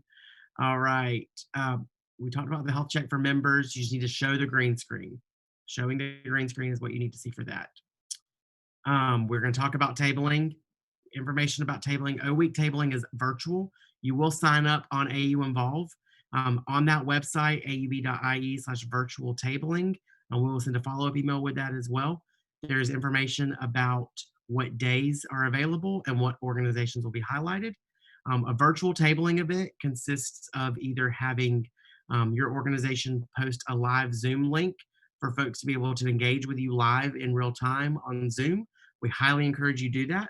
Or you can just post some information about your organization and how they can find out about involvement opportunities. Any organization meeting, activity, event, anything an organization is doing on behalf of the organization, virtual or in person, should be submitted to AU Involve. Fantastic question about minors with virtual events, and I think we need to refer you to Patrick talking about risk management, how there may be some specifications for that. So I'd encourage you to chat with Patrick White at Risk Management or contact us and we can get with that. The no contact thermometers for organizations, the green screen should account for the temperature checks. We do not necessarily encourage you to take temperatures yourself. You should be able to utilize the green screen, which a student can show uh, their symptoms if they're cleared or not. Student involvement does have a minimum amount of PPE supplies available for student organizations. If you are interested, please reach out to Alexis or myself. We will not be able to provide it for all events, but we do have a minimal amount available. All right, next slide, Alexis. Tabling, awesome. We were just talking about this a little bit. So tabling guidelines. We will not be having any formal O days or O week this year. Those are all moving to virtual through AU Involve. Again, as I mentioned with that, on virtual tabling, you'll be able to have a live Zoom link that students can come chat with you live and learn about your organization, or you can post information about how students can get involved as they browse the virtual fair. We will, on the website, we do have some screenshots to show you kind of a little bit of what that looks like, but we will have a week at the end of the month where we'll have specific groups that will be focused on each day, and then we'll continue our virtual O days every Wednesday from that point forward. If you do wish to continue to table outside of O days or O week, so if you wish to be on the concourse or have any in-person tabling activities, those can only occur on the Haley Concourse, Monday through Friday, between 10 a.m. and 2 p.m. We will be limiting no more than 10 tables on the concourse. We will be providing those 10 tables for you. They will be set up socially distanced. You may have no more than 3 volunteers working your table. So we all know that people like to crowd the concourse and send about 15 people to stand in front of their table. We can have 3 people total. That accounts for 2 people standing 6 feet apart on both sides of the table. And if you would like to have one person in front of the table, you may do so with that. You must make a reservation on AU Involve 72 hours business hours in advance. And non-compliant organizations will be removed from the concourse. So non-compliant organizations means if you pop a table up on your own and not have a permit, you will be asked to be removed from the concourse. You should not be bringing your own table. We will be providing you tables. You may only table from 10 to 2. I'm going to hammer that in, only between 10 to 2. And that is during Monday through Friday. You're good, Alexis, to the next slide. So this is how our world is ever evolving. We made this PowerPoint last night, and since then at 4 o'clock this afternoon or 3 o'clock this afternoon, we all got an email regarding the university's face covering policy. So what's on the screen is a little bit outdated, but student organization leaders and students are expected to comply with Auburn University's face covering policy and distancing requirement. Face coverings are required on campus, both inside and outside, regardless of the 6 feet physical distancing piece. Students and student organizations who disregard this policy or other COVID-19 related requirements, so that's everything that is in those guidelines that we have talked about and that we emailed out today, may be issued a warning and or referred to student conduct for more severe sanctions. We do not want to do this. We do not want to have to send a student organization to student conduct because they are not following COVID procedures, but we are serious about this and we want to ensure safety for as many people as possible. And these precautions are in place. So please know that we expect you to follow all these guidelines, and you are going to be held accountable to those. Someone asked if you'll be notified if a member shows symptoms or tests positive of COVID. If you have downloaded the GuideSafe app and have opted into the exposure notification, and that individual has indicated that they have tested positive, you will get a notification of any individual you've been around that potentially has been tested positive. We are not able to disclose who has tested positive. We typically do not know who has tested positive. So no, you will not by default be told if one of your organization members has been tested positive. Which is why it's extremely important to ask those health check questions before each meeting. Tell your organization members that if they are experiencing symptoms or have been exposed, they should stay home. You need to be going on the forefront from that. We are not going to provide gazebos or canopies for tabling, but you are welcome to bring your own if you should wish. Those should just be standard pop-up tents, nothing that requires a stake or or any type of weight to hold it down. And someone else asked about if we want to update AU Involve active members, how do we do that? On our website, there's a video about how to manage rosters, but you can go into your manage section of your organization, click on roster, and you should be able to delete and add folks from that page. Perfect. Next slide. Cool. So this is a great time, like I said before, virtual org management. It's a great time to continue planning and doing, growing your organization as much as possible. We encourage you to use this time to meet virtually, to use this time to plan ahead. It's a great time to look at your constitution bylaws and reflect on your organization to see if you're fulfilling your mission, etc. We encourage you to use AU Involve as much as possible, whether to message your members, to add document storage, whatever it may be. Also want to remind you that the Student Org Advising Team is always available to answer your questions, specifically during our org office hours on Thursdays from 10 to 2. Had a few more questions come in. Yes, you need to register every event on AU Involve, virtual or in person. How do we screen members from off campus before entering our meetings? That's a fantastic question. We hope to have some more guidance on that soon, which is not a great answer for you now, but we hope to provide you some guidance on that in the near future. I think in the meantime, you can do your best at asking them if they've been experiencing symptoms or been exposed. If they answer those questions that you're answering, that is yes, maybe discourage them from attending. Switching gears a little bit to some policies that we just want to make sure you're aware of. There are several new policies related to student organizations that were launched prior to COVID, but the student organization policy, which defines how organizations are created and their affiliation with the university. It's important for you to understand the different categories. That's what Alexis talked about earlier with sponsored and registered organizations. So take a gander at that. Jason talked about the policy on student organizations' use of Auburn University trademarks. That's huge. We know you all love to print t-shirts with a big old AU, and you're able to use those as appropriate with your organization's categorization. So please take a look at that. And finally, the social event policy. Those are events and activities that are social in nature and typically involve alcohol. For COVID purposes, events that are social in nature are limited to no more than 50 people. And you are not allowed or able to apply for an exemption for social events. Next slide for me, please. Mobile check-in, we talked about that a little bit earlier. If you do decide to use mobile check-in to track attendance through AU Involve, this is a screenshot of the Campus Labs event check-in app.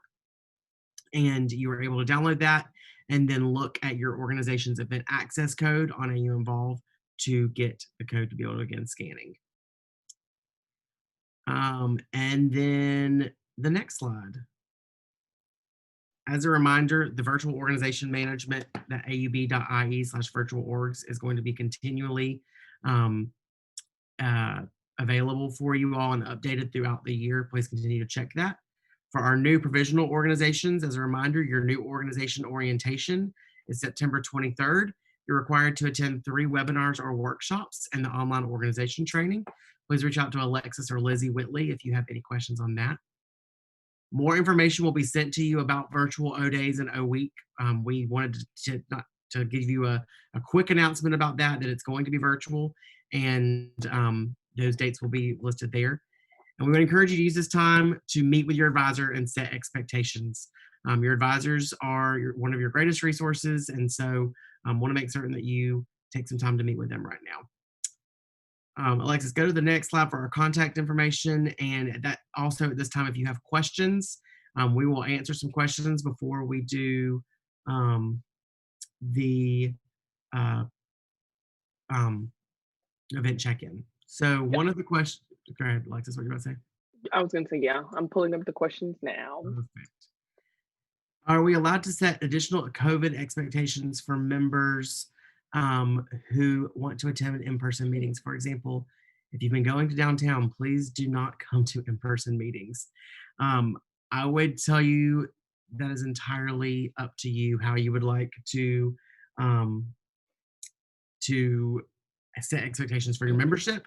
I would encourage you to follow your organization's constitution and bylaws to ensure that any requirements that you are putting on your members that are outside of university expectations follow your organization's constitution and bylaws. Yes, this presentation will be, yes, everybody up in that. Yes, this presentation will be made available on our website, aub.ie/orgs guidelines. We will have the presentation and the recording available. And don't forget, we do have our virtual office hours Thursday, 10 to 2. You can sign up and come chat with us. It'll be a real good time. And I was going to answer the question about a virtual 5K. So what we can do, Jennifer, we can talk through that virtual 5K that's on Thursday during our office hours, or next week. We can talk through the logistics of that and how that can work for your organization. What happens when October 10th rolls around? Restrictions lessen, tighten based on the Auburn area? That's a $1 million question, Nicholas. Right now, we're talking through in the moment right now. We're basing this information off what we know right now. We're willing and we plan to adjust our guidelines as necessary based upon what's going on with COVID. So that's a major reason why we didn't send a Word doc out to you, and we're keeping our guidelines on the website, because we all recognize that these things are ever changing daily, and we will keep you all informed of that.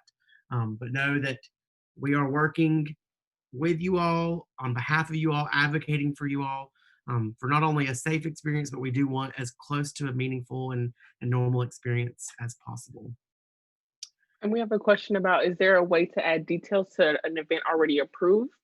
So not to an already approved event, but if you email me your submission, we'll let you redo it. Perfect. Any other questions before we throw the QR code up to check in?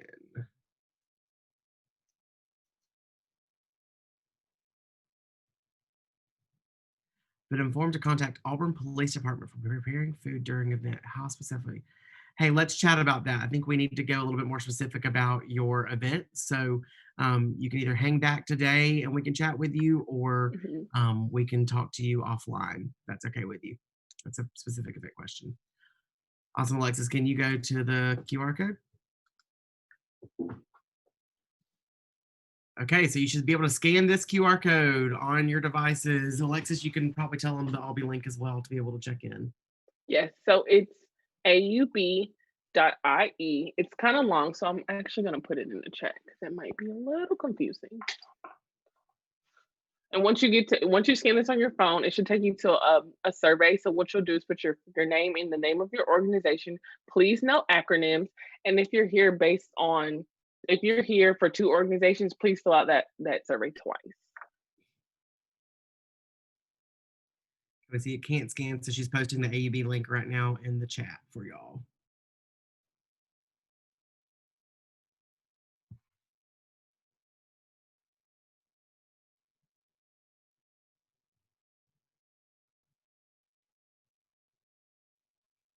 Hey, we know it's not scanning. Alexis is going to post the chat real quick, so give her 1 second as she's typing that for us.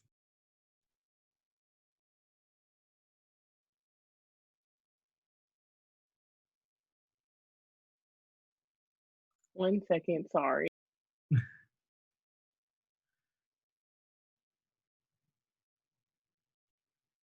We all love technology, don't we? It's a great time in which we live right now.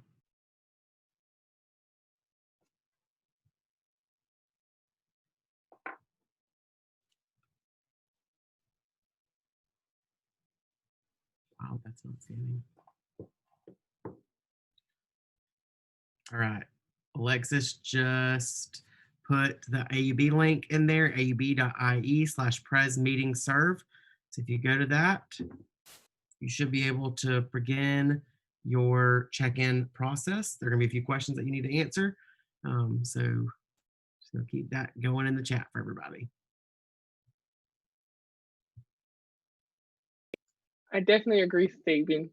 Technology is great until it stops working.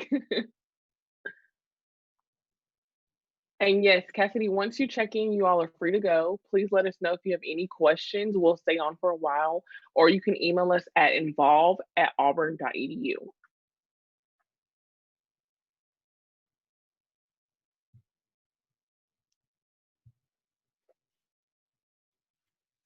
Yes, Noah, correct. We will send a post-event survey out tomorrow.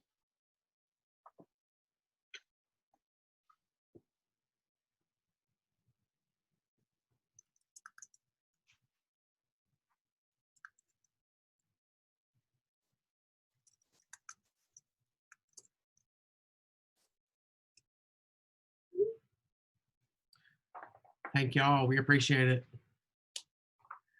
Felix, the green screen. Yes, that is your A Healthier U Pass, which is sorry, I just had a blank. It is on your AU Access under My Campus and Guide Safe. It is your screening questions, symptom screening questions that you should be taking every day prior to going to classes in person.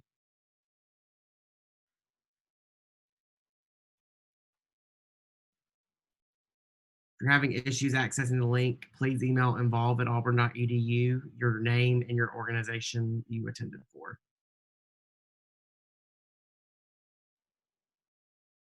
Thanks for the pizza on QR I was code. going to say thank you for that. That's really helpful.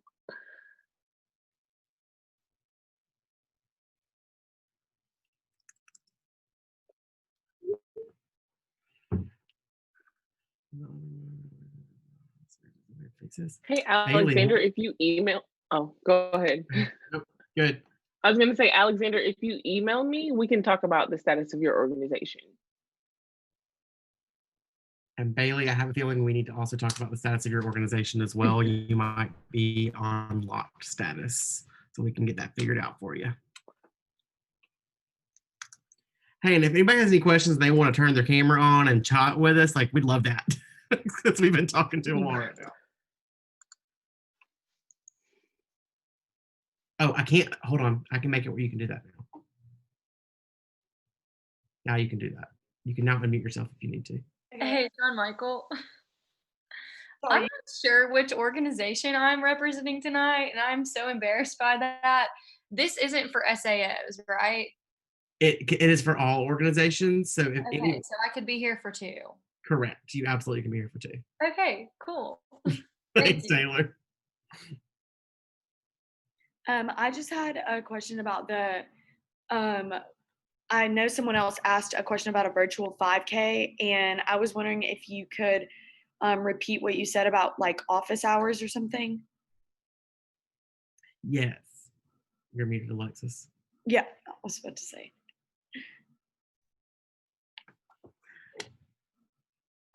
Okay, I got it. Sorry.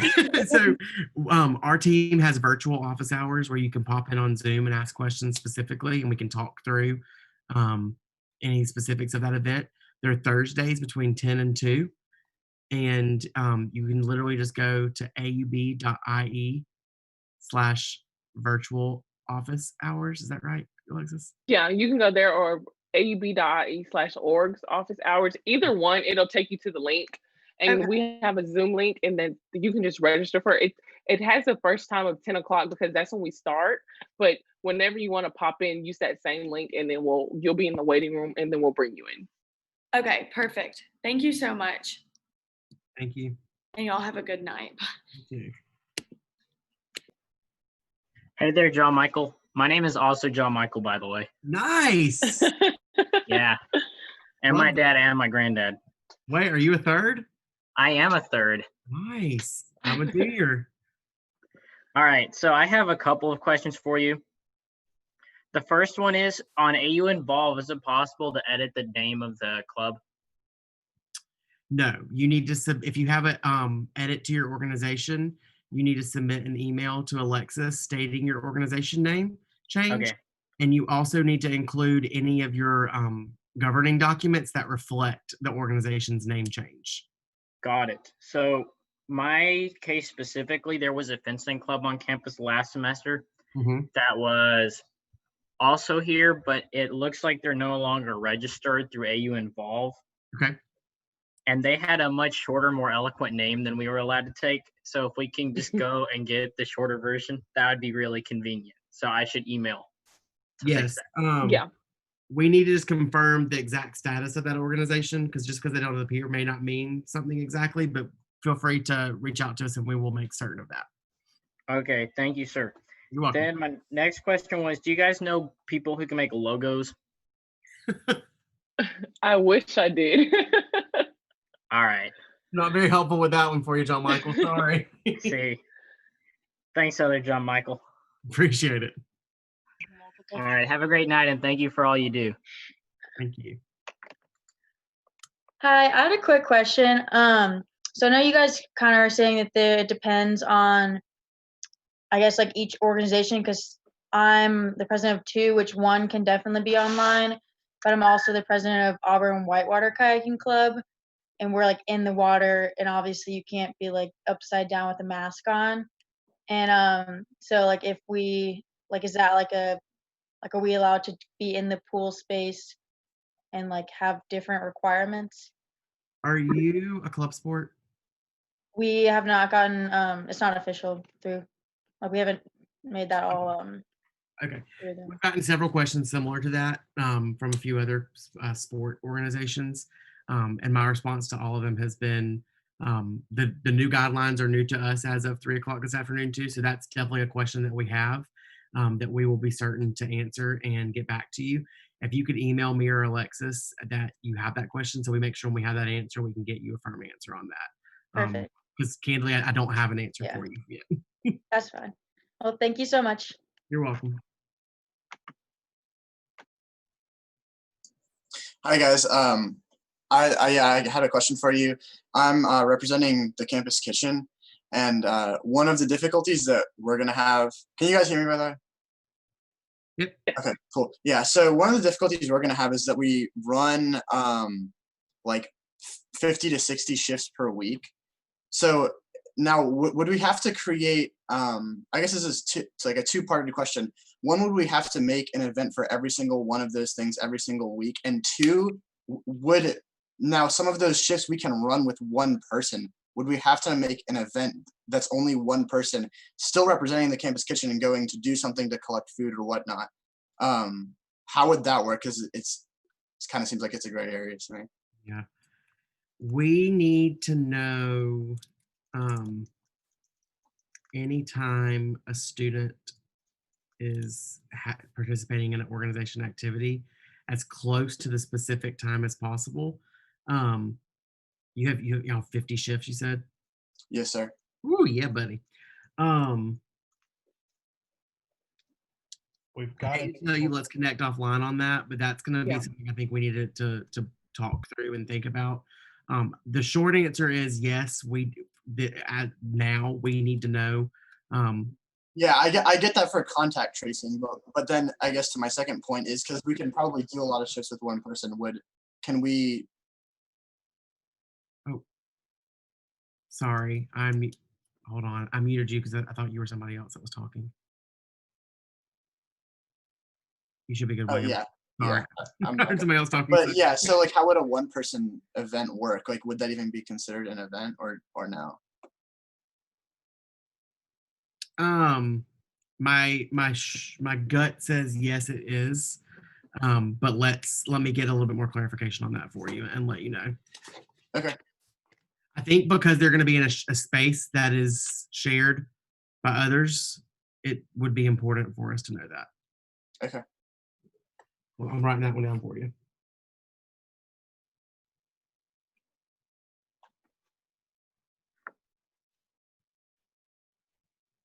How many of your shifts have just one person? It's difficult to say. I mean, like I said, normally they run with 2 or 3 people, but it would be possible for us to reduce it down to 1 if it would make things easier. So. Yep. I will.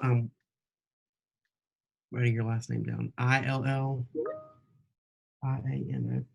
We will get an answer for you. All right. Thank you so much. Yep. No problem.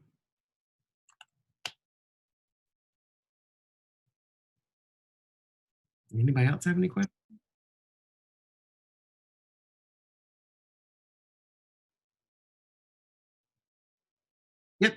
Mhm.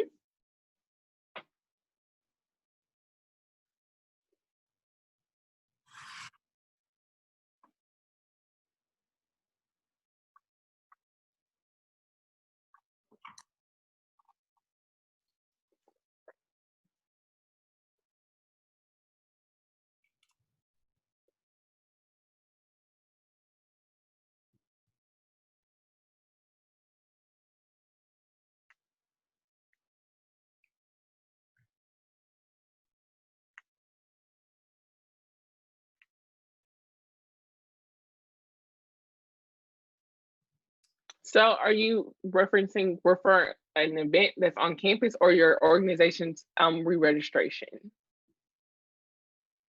So what you can do,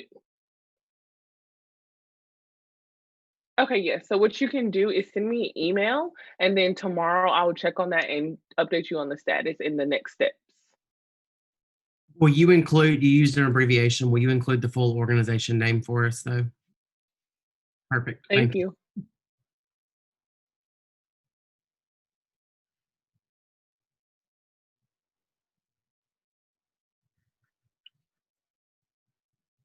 Any other questions? Yes, someone just said in the chat. I want to make certain what, okay, perfect. The person who filled out the survey, you're good. You don't have to scan the code. Yes, Yeah, let's talk they about said that their mic wasn't working about the police question, so I told them to use the chat feature. perfect. I think who you need to contact is the health department, but I wanted to get an understanding from you about what exactly your event is.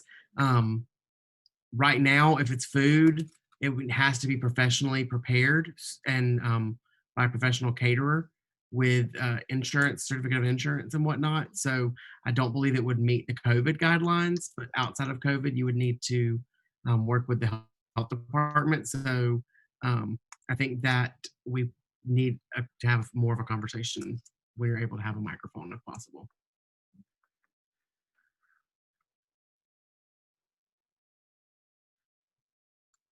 Any other questions? I think these people who are left might be our people who. I have a question. Perfect. Okay. My question kind of goes with OAF funding. I'm the president of modeling board, by the way. Sorry, I'm Kiosha. Yes. So my organization, we have filled out the Excel sheet for OAF funding. But there, when I went to submit it, there was a separate section for budgeting, and I'm not exactly sure how to format that because our organization has never been funded in the decades that we've been here. So there's really nobody here to teach me how to do that. So how would I go about budgeting? I believe what that is asking for, and Alexis, do you know what she's talking about? I think I do. I think so. So I think what that budgeting thing is that budgeting portion is asking for, it's the budget of whatever you're buying. So say if you're buying t-shirts, they want like the breakdown of how many t-shirts are you buying, the color, the vendor, etc. I think if that's what you're talking about, I think that's how they want it broken down. And if there are other expenses that you're not asking for to be reimbursed for, it allows us to see what else your organization budget is, to understand what all the other expenses are and how that what you're asking for plays into that role. Does that make sense? Okay. So if you're planning an event and you're asking for the food, the lighting equipment, the costume rentals, but you're not asking for the facility charge, your request would include those first three, and then you would have another Excel sheet budget that showed how those three items fit into the overall budget of the entire event. Okay, so the Excel sheet would just show how much everything costs in total, but the budgeting would be how much that my organization wants to purchase. Correct. How much you want the request to be correct. Yes. Okay. Whew. You got this. You got it, Kiosha. Just let me know if you need help. Okay, I will. Thank you. Yep.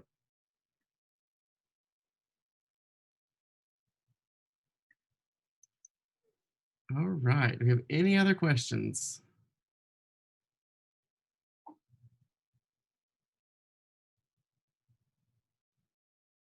Appreciate it, Bailey. Thanks for sticking on.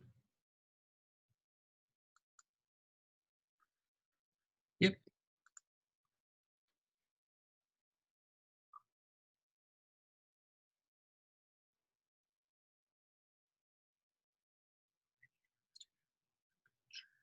Oh, Alexis. Your name is just involved. I'm so sorry. I was like, what? Yes, my email is agd0033@auburn.edu. You're welcome. I forgot that I was logged into the Involve account. Yeah, I'm right. Okay, perfect. I hate your mic. So okay, While he's reading that, if y'all have any more questions, please let us know.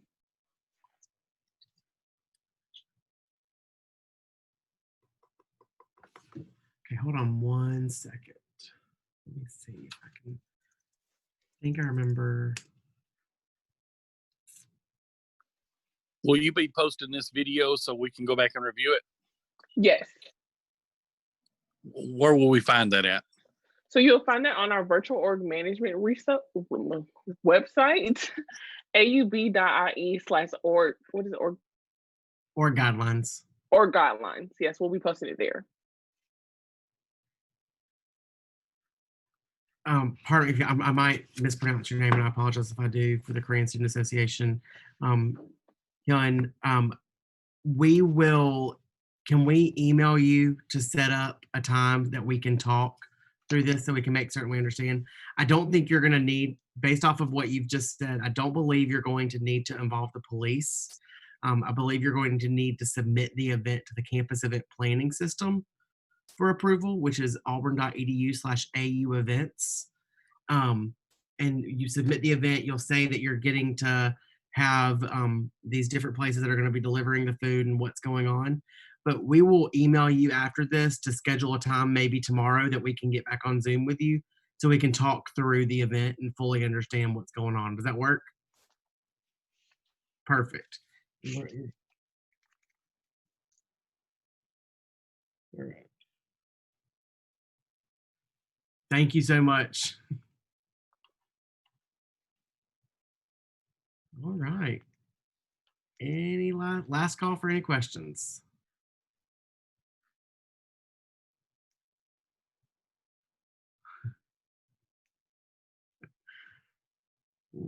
Alexis, you want to wrap us up? Yeah, well, we want to thank you all for joining us. And if you have any questions, please email John Michael or myself or our Involve account, which is involve@auburn.edu. Thank you.